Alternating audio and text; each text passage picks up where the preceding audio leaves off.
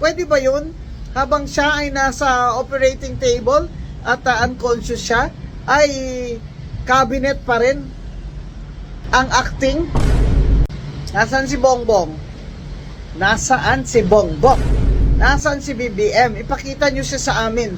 Live stream. Alive, aware, and awake. Kasi, pag yung diverticulitis na yan, diverticulitis, dumugo na yung large intestine niya, kailangan na yan ng surgery.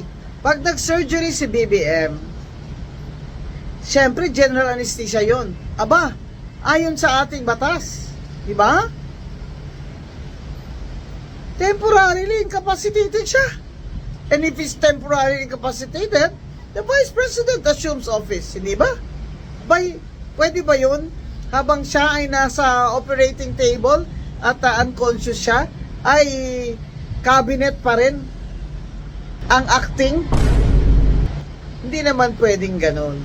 Kasi may konstitusyon naman po tayo. Eh kung mamatay siya dyan sa operating table, pag unconscious siya dahil naka-under anesthesia siya, he is temporarily incapacitated and the Vice President must assume office.